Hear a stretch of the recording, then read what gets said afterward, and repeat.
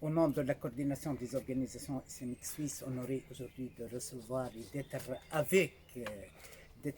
reçu par notre ami Michel Collomb dans notre balade. Aujourd'hui, on va traiter en 10 minutes la question de l'islamophobie, la montée de l'islamophobie vers les musulmans en Europe en général, la diabolisation des musulmans, de l'islam, l'instrumentalisation de la peur de l'islam, comment voit l'avenir des musulmans en Europe, Michel Collomb. Je pense qu'en effet, on a un grand problème, c'est-à-dire qu'on vit dans un système qui est en déclin économique, financier, moral, sur le plan de l'information aussi. C'est-à-dire qu'on a une société où il y a un écart de richesse de plus en plus grand entre quelques milliardaires qui contrôlent les grands secteurs économiques, qui contrôlent aussi la presse, la finance, et ces gens construisent des fortunes de plus en plus énormes, complètement inutiles d'ailleurs, complètement parasitaires. Et de l'autre côté, de plus en plus de gens, en Belgique, dans mon pays, en France, en Europe en général, ont du mal à finir le mois et ne parviennent pas à payer les études de leurs enfants, le médecin, ne parlons pas de petits plaisirs de la culture, etc. Donc on a une polarisation très très forte.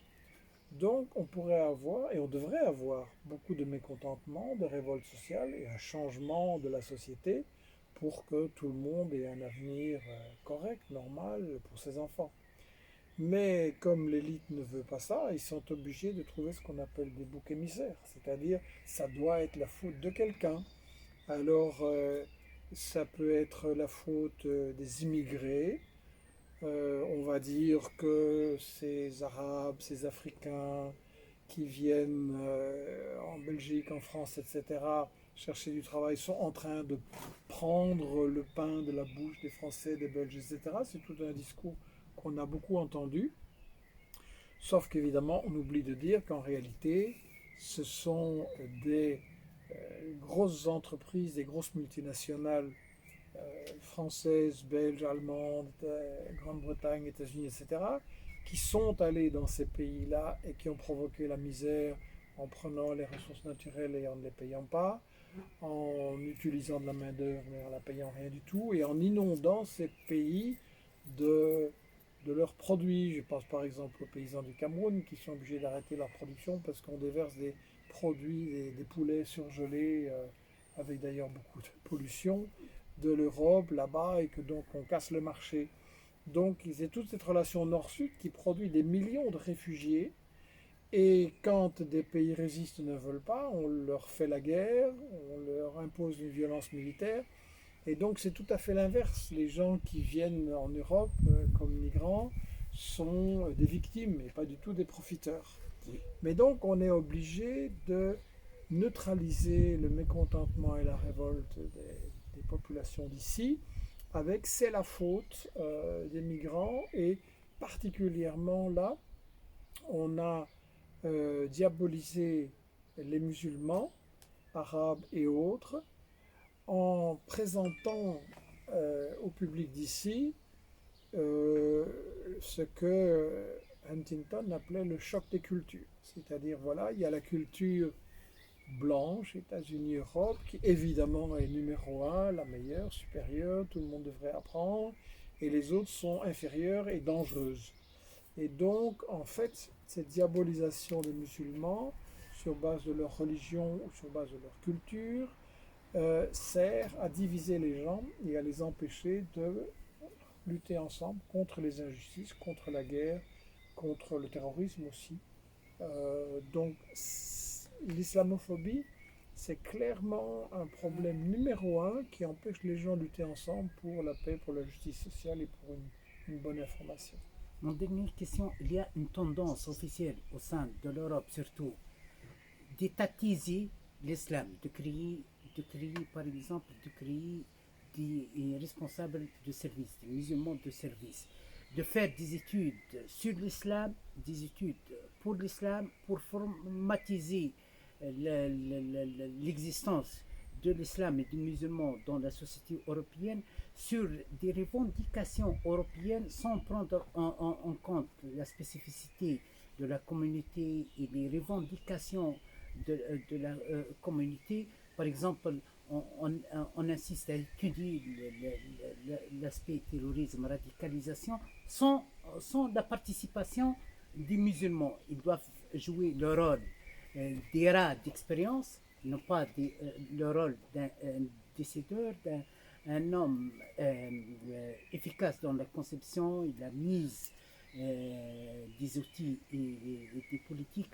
Cette tendance de marginaliser, surtout on constate même en Suisse, la création de soi-disant des centres des études sociologiques de l'islam, sans savoir de l'islam. Nous sommes en train de mettre une stratégie de business, de donner des chèques d'innocence surtout aux frères musulmans. On travaille avec les frères musulmans, on marginalise la diversité chiite sunnite dans la communauté musulmane. Qu'est-ce qu'il pense, Michel Collomb? Je pense que la question de la religion et de l'État devrait rester séparée. Il y a les croyances des gens, c'est à eux de s'organiser librement. Je suis pour le respect absolu des croyances et l'État ne doit pas essayer de contrôler les religions, de même que les religions ne doivent pas prétendre dicter à l'ensemble des citoyens comment ils doivent se comporter. Je crois que ça doit être séparé, c'est une question de conviction personnelle. Vous avez toujours gardé de l'espoir pour ce monde. Est-ce que maintenant, avec ces crises, ces troublements stratégiques, est-ce que vous gardez de l'espoir pour l'humanité aussi? Est-ce qu'il y aura un avenir? Je pense qu'on vit une époque à la fois passionnante et inquiétante. Passionnante parce que les États-Unis sont en déclin et essayent d'employer beaucoup de violence et de chantage envers beaucoup de nations pour maintenir leur domination sur le monde et empêcher le passage à un monde multipolaire, plus équilibré, avec moins cette possibilité du gendarme du monde qui intervient à chaque fois qu'un pays en Amérique latine, en Afrique, en Asie ou dans le Moyen-Orient veut suivre un cours indépendant.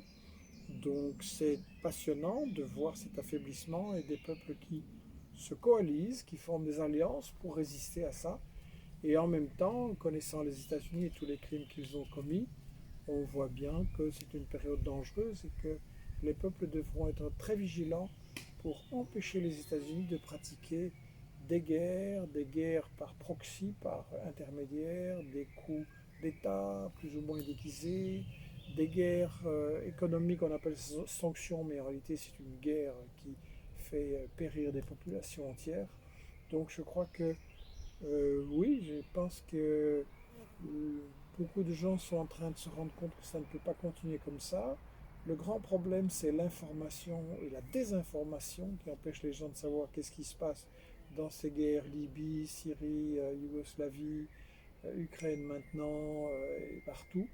Et donc ça, c'est à mon avis la condition pour pouvoir construire un monde meilleur, c'est justement une information indépendante et correcte. Merci infiniment, Michel Collomb, pour votre bienveillance. Merci beaucoup. À la prochaine balade. Merci. Ok.